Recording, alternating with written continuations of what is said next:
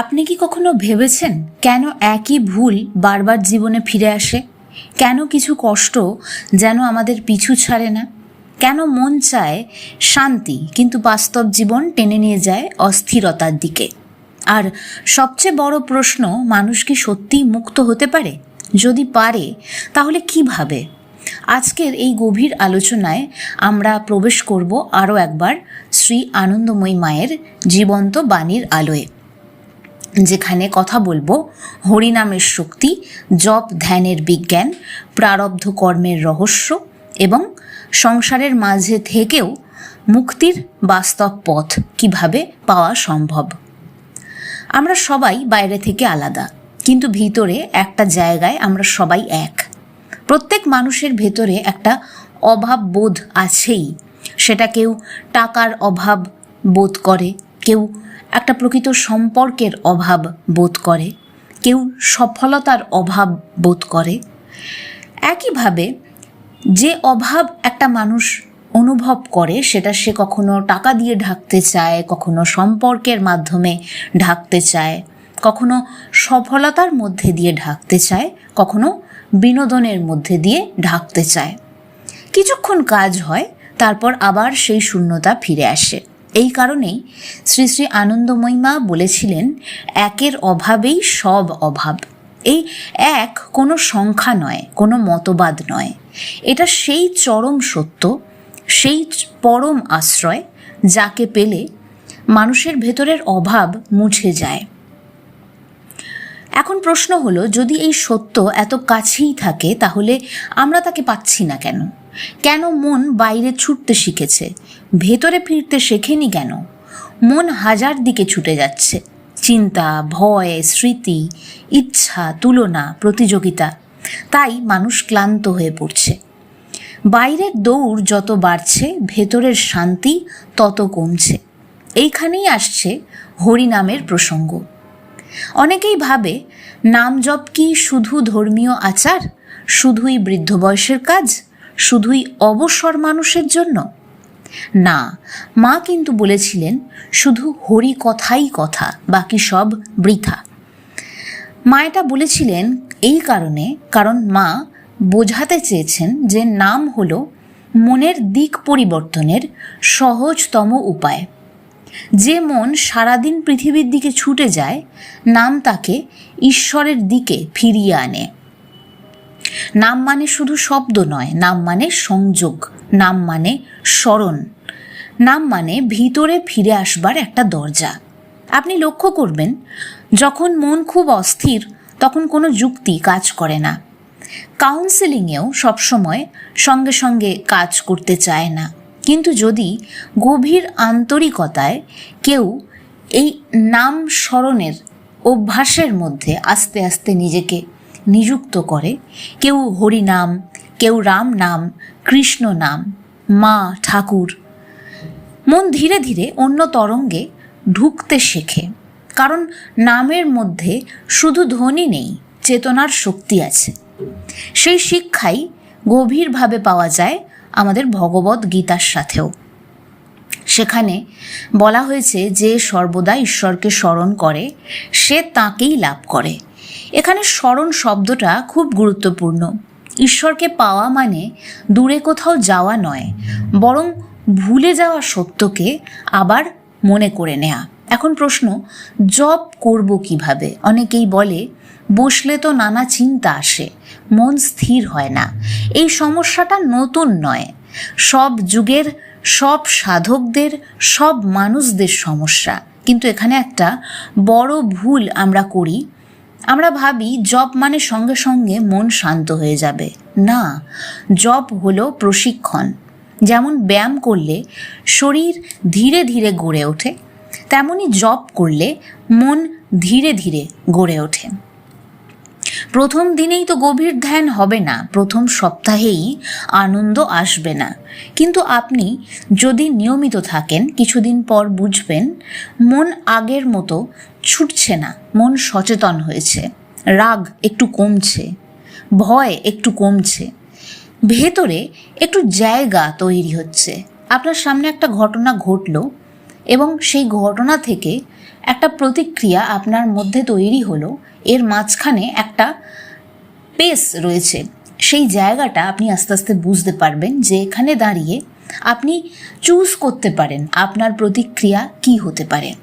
এখানেই সচেতনতার বিশাল বড় একটা খেলা। এই ছোট ছোট পরিবর্তনই বড় রূপান্তরের শুরু ঘটায়। এখানে একটি গভীর বাস্তব উপদেশ আছে। সময় কম হলেও সমস্যা নেই, 5 মিনিট, 10 মিনিট, এমনকি 2 মিনিট হলেও বিষয়টা নিয়মিত করতে হবে। কারণ ঈশ্বর তো সময় গোনেন না, তিনি হৃদয়ের গভীরতা দেখেন।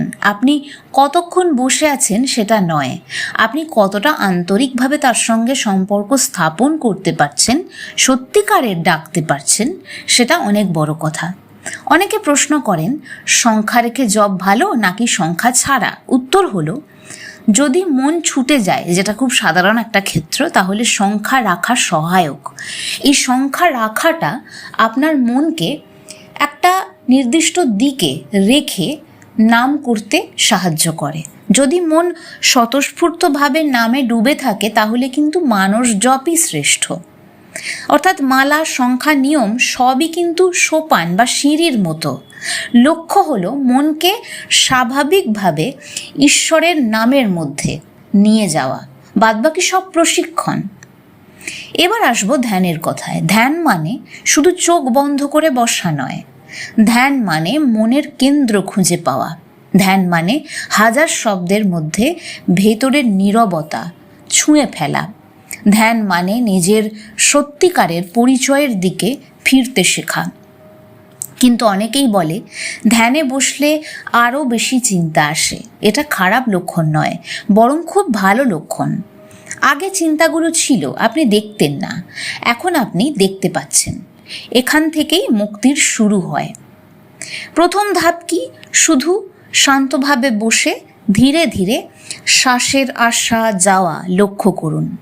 আপনার মনের মধ্যে ভাবনার তরঙ্গ তৈরি হচ্ছে।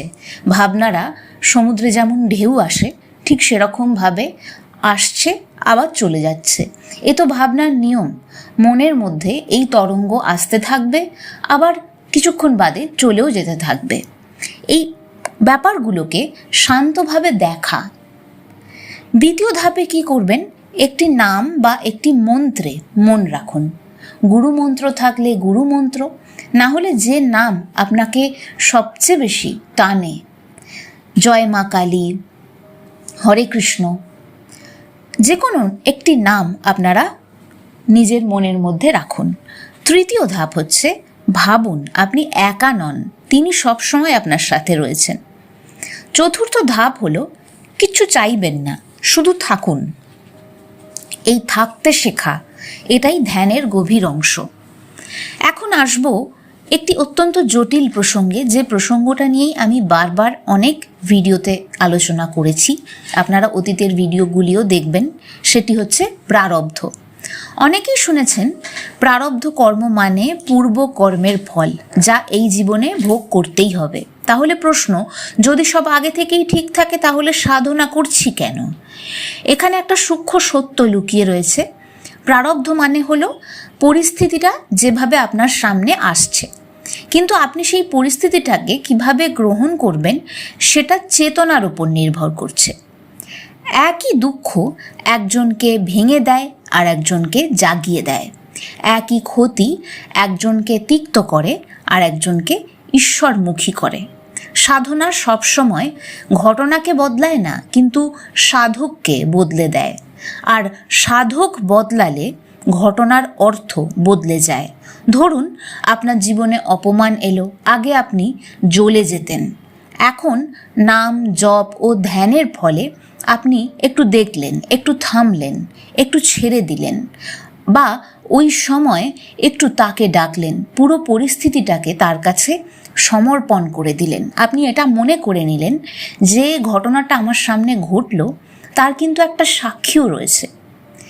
শুধুমাত্র আপনি দেখলেন তা কিন্তু নয়, তিনিও দেখলেন, তাই তার ওপরে ঘটনাটাকে ছেড়ে দিলেন।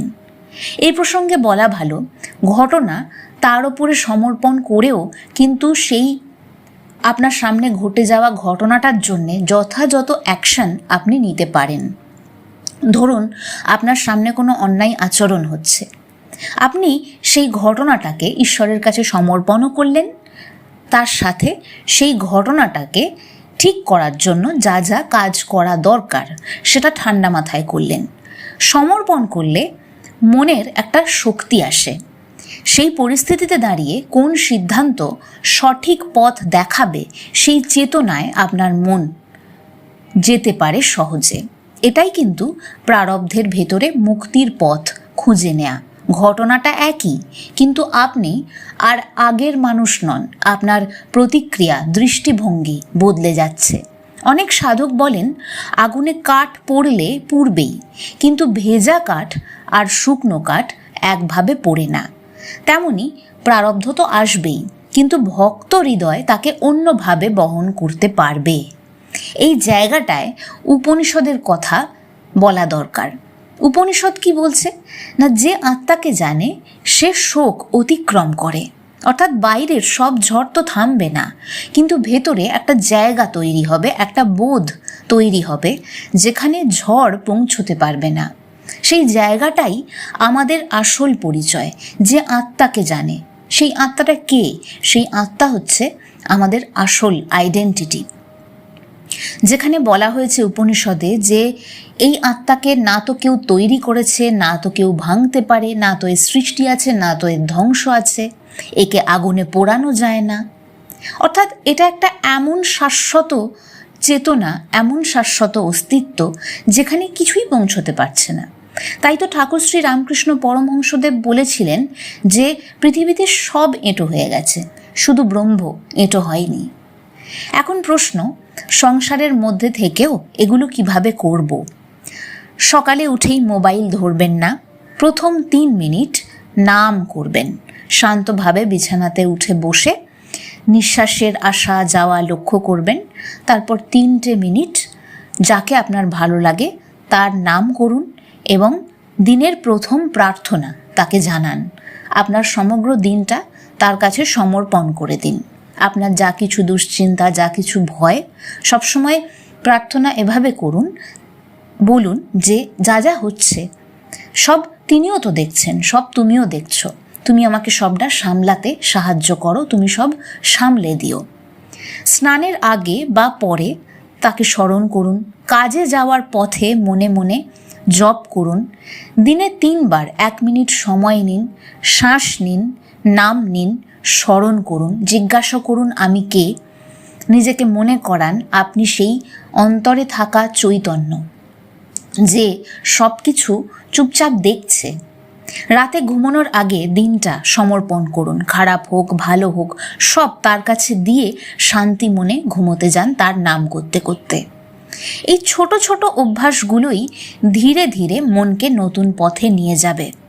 আরেকটি বড় বিষয় যার উল্লেখ করতেই হয় তা হলো সৎসঙ্গ। আপনি যা শুনছেন, যা দেখছেন, যাদের সঙ্গে থাকছেন সব আপনাকে, আপনার মনকে গড়ে তুলছে।